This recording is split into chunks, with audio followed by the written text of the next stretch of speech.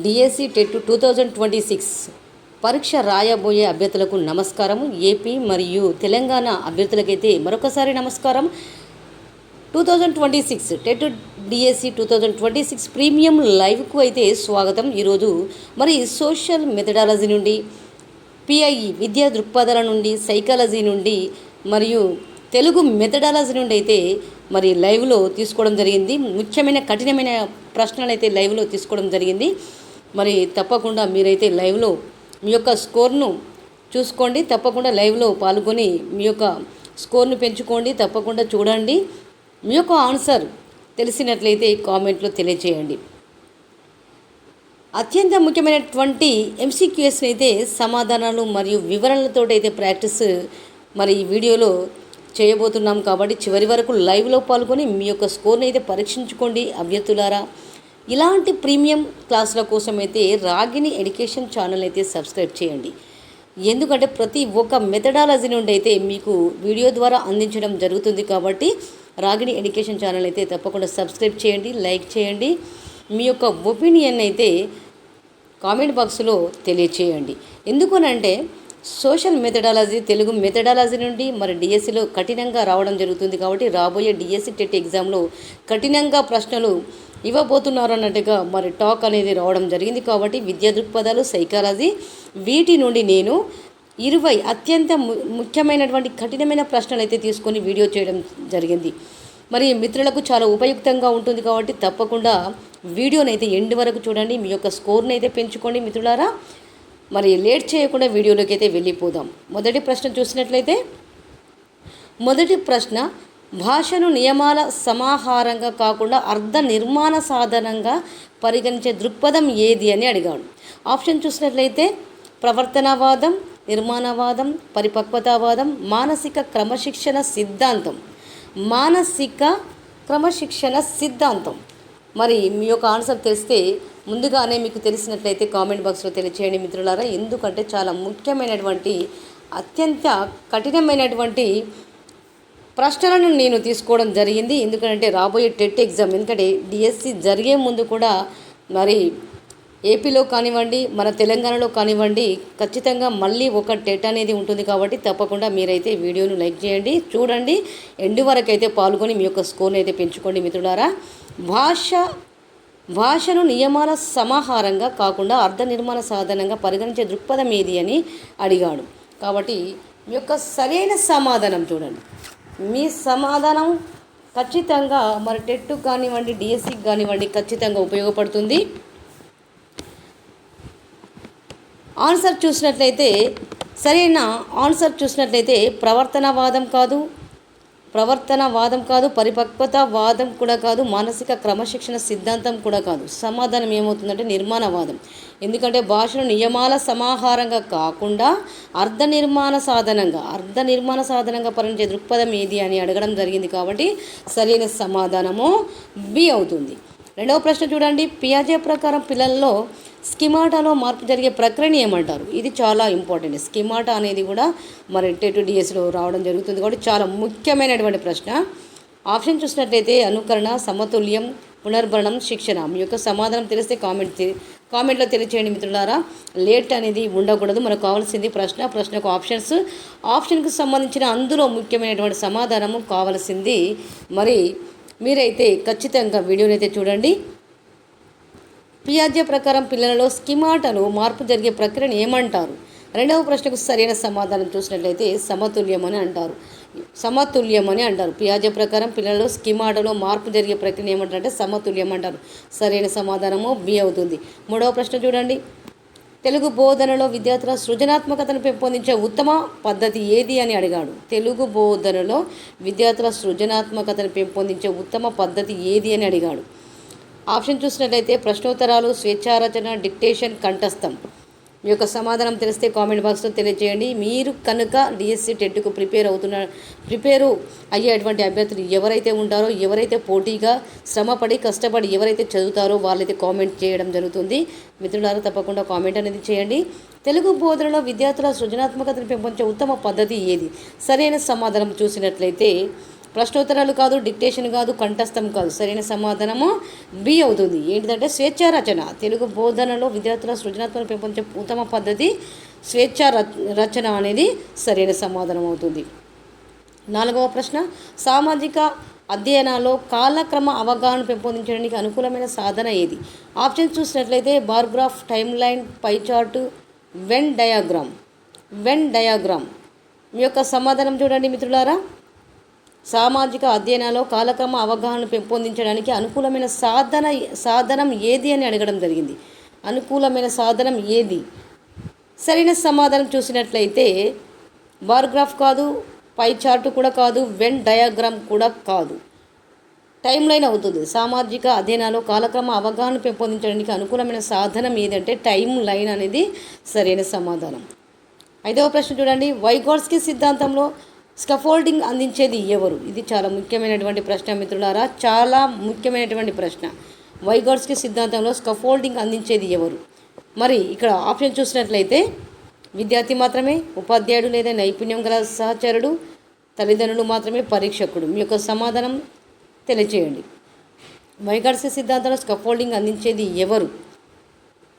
మీ యొక్క సమాధానం చూసినట్లయితే పరీక్షకుడు కాదు, తల్లిదండ్రులు కూడా కాదు, తల్లిదండ్రులు మాత్రమే కాదు, విద్యార్థి మాత్రమే. సరైన సమాధానం బి అవుతుంది. ఉపాధ్యాయుడు లేదా నైపుణ్యం గల సహచరుడు అనేది సరైన సమాధానము.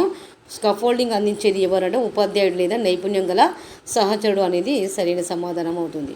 6వ ప్రశ్న చూడండి. భాషా బోధనలో ఫార్మాటివ్ అసైన్మెంట్ ప్రధాన ఉద్దేశం ఏమిటి? భాషా బోధనలో ఇది చాలా ముఖ్యమైనటువంటి ప్రశ్న మిత్రులారా. మరి ఆప్షన్ చూసినట్లయితే ఏ ర్యాంకులు ఇవ్వడం, బి అభ్యాసాన్ని మెరుగుపరచడం, సి సర్టిఫికేట్ ఇవ్వడం, డి ఫలితాలు ప్రకటించడం. మీ యొక్క సమాధానం కామెంట్ బాక్స్లో తెలియజేయండి. భాషా బోధనలో ఫార్మేటివ్ అసైన్మెంట్ ప్రధాన ఉద్దేశం ఏమిటి అని అడగడం జరిగింది. సరైన సమాధానం చూసినట్లయితే ఫలితాలు ప్రకటించడం కాదు, సర్టిఫికేట్ కాదు, ర్యాంకులు ఇవ్వడం కాదు, అభ్యాసాన్ని మెరుగుపరచడం అనేది సరైన సమాధానం. లైవ్లో ఎవరైతే ఉంటున్నారో తప్పకుండా మరి కామెంట్ అనేది తెలియజేయండి మిత్రులారా. సరైన సమాధానం చూసినట్లయితే బి అవుతుంది. అభ్యాసాన్ని మెరుగుపరచడం అనేది బి అవుతుంది. 7వ ప్రశ్న చూద్దాం. 7వ ప్రశ్న, సామాజిక అధ్యయనాల్లో సమస్య పరిష్కార పద్ధతి ఏ నైపుణ్యాన్ని ఎక్కువగా పెంపొందిస్తుంది? ఆప్షన్ చూసినట్లయితే 7వ ప్రశ్న కంఠస్థం, విమర్శనాత్మక ఆలోచన, వ్రాత వేగం, జ్ఞాపక శక్తి. మీ యొక్క సరైన సమాధానం గుర్తించండి. 7వ ప్రశ్నకు సరైన సమాధానం చూసినట్లయితే జ్ఞాపకశక్తి కాదు, వ్రాత వేగం కాదు, కంఠస్థం కాదు, విమర్శనాత్మక ఆలోచన. కంఠస్థం సామాజిక అధ్యయనంలో సమస్య పరిష్కార పద్ధతి, కంఠస్థం కాదు, వ్రాత వేగం కాదు, జ్ఞాపక శక్తి కాదు. సరైన సమాధానము బి అవుతుంది. మీ యొక్క సమాధానము బి అవుతుంది. 8వ ప్రశ్న చూసినట్లయితే స్కిన్నర్ ప్రకారం అభ్యాసానికి అత్యంత ప్రభావవంతమైన అంశం ఏది? స్కిన్నర్ అనేది కూడా చాలా ముఖ్యమైనటువంటి ప్రశ్న. సైకాలజీ మెథడాలజీ నుండి అయితే మరి చాలా ముఖ్యమైనటువంటి ప్రశ్న ఇవ్వడం జరిగింది. ఎందుకంటే ఇదే విధంగా మళ్ళీ ఒకసారి టీజీలో టెట్ మరొకసారి పడడం జరుగుతుంది కాబట్టి ఖచ్చితంగా మరి స్కిన్నర్ పైన రావడం జరుగుతుంది ప్రశ్నను మాత్రం ఖచ్చితంగా చదవాలి. ప్రశ్నకు సంబంధించినటువంటి ఆప్షన్స్ కూడా ఖచ్చితంగా చదవాల్సిన అవసరం ఉంటుంది. కాబట్టి మరి మిత్రులు తప్పకుండా లైవ్లో పాల్గొని మీ యొక్క మార్క్స్ని అయితే స్కోర్ పెంచుకోండి మిత్రులారా. తప్పకుండా లైక్ చేసి సబ్స్క్రైబ్ చేయండి. మీ యొక్క ఫ్యామిలీ ఫ్రెండ్స్కి అయితే షేర్ చేయండి. 8వ ప్రశ్న చూసినట్లయితే స్కిన్నర్ ప్రకారం అభ్యాసానికి అత్యంత ప్రభావితమైన అంశం ఏది? పునర్భరణం, శిక్ష, అనుకరణ, వారసత్వం. ఏ పునర్భరణం, బి శిక్ష, సి అనుకరణ, డి వారసత్వం. మీ యొక్క సమాధానం గుర్తించండి. 8వ ప్రశ్నకు సరైన సమాధానము వారసత్వం కాదు, అనుకరణ కాదు, శిక్ష కాదు. సరైన సమాధానం ఏ అవుతుంది, పునర్భరణం. రీఇన్ఫోర్స్మెంట్ అనేది సరైన సమాధానము ఏ అవుతుంది. స్కిన్నర్ ప్రకారం అభ్యాసానికి అత్యంత ప్రభావవంతమైన అంశం ఏది అని అడిగాడు కాబట్టి ఆన్సర్ ఏ అవుతుంది. 9వ ప్రశ్న తెలుగు బోధనలో పోర్ట్ఫోలియో ఉపయోగం ఏమిటి? ఇది చాలా ముఖ్యమైనటువంటి ప్రశ్న. మరి వీటి ఆప్షన్ చూసినట్లయితే విద్యార్థి పురోగతిని నిరంతరం చేయడం, అంచనా చేయడం, బి హాజరు నమోదు, సి టైం టేబుల్ తయారీ, డి మార్కుల పట్టిక. మీ యొక్క సమాధానం గుర్తించండి. మీ యొక్క సమాధానం ఎవరైతే గుర్తిస్తున్నారో వాళ్ళు టెట్ డిఎస్కి ప్రిపేరు మరి పోటీ పరీక్షలకైతే సిద్ధమవుతున్నట్టుగా అర్థమవుతుంది కాబట్టి ఖచ్చితంగా సమాధానం గుర్తించండి. 9వ ప్రశ్నకు సరైన సమాధానం చూసినట్లయితే మార్కుల పట్టిక కాదు, టైం టేబుల్ తయారీ కాదు, హాజరు నమోదు కూడా కాదు. విద్యార్థి పురోగతిని నిరంతరం అంచనా వేయడం, తెలుగు బోర్డులో పోర్ట్ఫోలియో ఉపయోగం ఏమిటి? పోర్ట్ఫోలియో ఉపయోగం ఏమిటి అంటే విద్యార్థి పురోగతిని నిరంతరం అంచనా వేయడం అనేది సరైన సమాధానం ఏ అవుతుంది. 10వ ప్రశ్న చూడండి. 10వ ప్రశ్న చూసినట్లయితే మ్యాప్ నైపుణ్యాలను అభివృద్ధి చేయడానికి ఎక్కువగా ఉపయోగించే విషయం ఏది? మ్యాప్ నైపుణ్యాలను అభివృద్ధి చేయడానికి ఎక్కువగా ఉపయోగించే విషయం ఏది? ఆప్షన్స్ మనకు కావాల్సింది మిత్రులారా, టీజీ ఏపీ మిత్రులకైతే కావాల్సింది ఏంటంటే ప్రశ్న కావాలి. ప్రశ్నకు సంబంధించిన ఆప్షన్స్ సరైన సమాధానం అనేది కావాలి. కాబట్టి ప్రశ్న చదవండి, ప్రశ్నకు సంబంధించిన ఆప్షన్స్ చూడండి. అలా చూస్తేనే మరి మీకు ఆన్సర్ అనేది చేయడానికి చాలా అనుకూలంగా ఉంటుంది. మార్క్స్ని అయితే స్కోర్ చేయడం అనేది జరుగుతుంది. కాబట్టి మ్యాప్ నైపుణ్యాలను అభివృద్ధి చేయడానికి ఎక్కువగా ఉపయోగించే విషయం ఏది?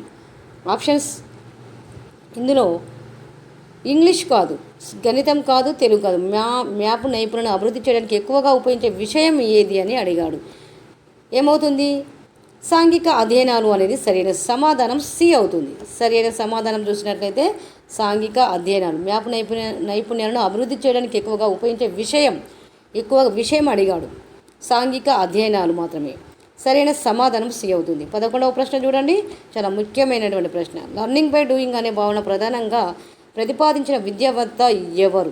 ఇది చాలా ముఖ్యమైనటువంటి ప్రశ్న. 11వ ప్రశ్న, లర్నింగ్ బై డూయింగ్ అనే భావనను ప్రధానంగా ప్రతిపాదించిన విద్యావేత్త ఎవరు?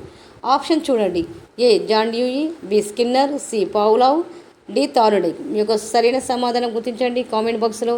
మీకంటూ ఒక కామెంట్ బాక్స్ ఉన్నది కాబట్టి మిత్రులారా తప్పకుండా కామెంట్ బాక్స్లో మరి ఏనా, బీనా, సీనా, డీనా మీ యొక్క ఒపీనియన్ అనేది కామెంట్ బాక్స్లో తెలియచేయండి. సరైన సమాధానం చూసినట్లయితే థార్న్డైక్ కాదు, పావ్లోవ్ కాదు, స్కిన్నర్ కాదు, జాన్ డ్యూయి. సరైన సమాధానం ఏ అవుతుంది. లర్నింగ్ బై డూయింగ్ భావనను ప్రతిపాదించింది ఎవరు? John Dewey. 11వ ప్రశ్న, బ్లూమ్ టాక్సానమీలో ఎవాల్యూట్ తర్వాత వచ్చే అత్యున్నత స్థాయి ఏది? ఇది చాలా ముఖ్యమైనటువంటి ప్రశ్న మిత్రులారా, చాలా ముఖ్యమైనటువంటి ప్రశ్న. బ్లూమ్ టాక్సానమీ అనేది టెట్లో మరి ప్రతిసారి అడగడం జరుగుతుంది. గత ఎగ్జామ్లో వచ్చేటువంటి గత ప్రశ్న పత్రాల ఆధారంగానే మరి ప్రశ్నలు అయితే తీసుకోవడం జరిగింది. కాబట్టి తప్పకుండా మరి వీడియోని అయితే చూడండి. లైవ్లో ఎవరైతే ఉంటున్నారో వాళ్ళు మాత్రం తప్పకుండా ఆన్సర్ అయితే చేయాల్సి ఉంటుంది. బ్లూమ్ టాక్సానమీలో ఎవాల్యూట్ తర్వాత వచ్చే అత్యున్నత స్థాయి ఏది? ఆప్షన్ చూసినట్లయితే రిమెంబర్, అండర్స్టాండ్, క్రియేట్, అప్లై. మీ యొక్క సరైన సమాధానం గుర్తించండి. అప్లై కాదు, అండర్స్టాండ్ కాదు, రిమెంబర్ కాదు. సరైన సమాధానం సి అవుతుంది. బ్లూమ్ టాక్సానమీలో ఎవాల్యూట్ తర్వాత వచ్చే అత్యున్నత స్థాయి క్రియేట్ అనేది చాలా ముఖ్యమైనటువంటి ప్రశ్నకు సరైన సమాధానము సి అవుతుంది. బ్లూమ్ టాక్సానమీలో చాలా గుర్తుంచుకోవాల్సినటువంటి ప్రశ్న కాబట్టి మరి బ్లూమ్ టాక్సానమీలో ఎవాల్యూట్ తర్వాత వచ్చే అత్యున్నత స్థాయి ఏది అని అడగడం జరిగింది కాబట్టి సరైన సమాధానము సి అవుతుంది. 13వ ప్రశ్న, లైవ్లో ఎవరైతే ఉన్నారో వాళ్ళు సమాధానం అయితే ఖచ్చితంగా గుర్తించాల్సిన అవసరం ఉన్నది. మీ యొక్క మార్క్స్ని అయితే స్కోర్ చేసుకోండి. తప్పకుండా లైక్ చేయండి, సబ్స్క్రైబ్ చేయండి. లైక్ అనేది తప్పకుండా చేస్తేనే మరిన్ని వీడియోలు చేయడానికైతే మరి ముందుకు సాగడం జరుగుతుంది. మిత్రులారా, ఏపీ మిత్రులు మరియు తెలంగాణ మిత్రులు కూడా తప్పకుండా కొత్తగా ఎవరైనా చూసే వాళ్ళు ఉంటే వారు సబ్స్క్రైబ్ చేసుకోండి. ఎందుకంటే ఒక వీడియో కాదు, మీకు చాలా వీడియోలు అందించడం జరుగుతుంది కాబట్టి తప్పకుండా మెథడాలజీ నుండి అయితే నేను వీడియో చేయడం జరుగుతుంది. తప్పకుండా లైక్ చేసి సబ్స్క్రైబ్ చేయండి. సమగ్ర విద్య ఇన్క్లూసివ్ ఎడ్యుకేషన్ యొక్క ముఖ్య లక్ష్యం ఏమిటి అని అడిగాడు. ఇది ముఖ్యమైన ప్రశ్న. గత టెట్లో, డిఎస్సిలో అడిగినటువంటి ప్రశ్ననే. మరి ఆప్షన్స్ చూసినట్లయితే 13వ ప్రశ్నకు ప్రతిభావంతులకే విద్య, అందరికీ సమాన విద్యా అవకాశాలు, సి పరీక్షలపై దృష్టి, డి మార్కుల పోటీ. మీ యొక్క సమాధానం గుర్తించండి మిత్రులారా. మీ యొక్క సమాధానం 13వ ప్రశ్నకు సమాధానం ఏమిటంటే మార్కుల పోటీ, పరీక్షలపై దృష్టి ఇది కాదు. ప్రతిభావంతులకే విద్య అనేది కూడా కాదు. సరైన సమాధానం బి అవుతుంది. బి అందరికీ సమాన విద్యా అవకాశాలు. సమగ్ర విద్య అని అంటే సమగ్రలోనే మీకు అర్థమవుతుంది కాబట్టి అందరికీ సమాన విద్యా అవకాశాలు అనేది సరైన సమాధానము. ప్రశ్న 14వ ప్రశ్న చూసినట్లయితే సామాజిక అధ్యయనాల్లో స్థానిక వనరులను ఉపయోగించడం వల్ల ప్రధాన ప్రయోజనం ఏమిటి? సరైన సమాధానం చూసినట్లయితే డి కాదు, సి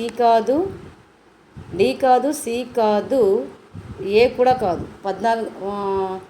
ప్రత్యక్ష అనుభవం ద్వారా అభ్యాసం మెరుగవుతుంది. 14వ ప్రశ్నకు సరైన సమాధానం.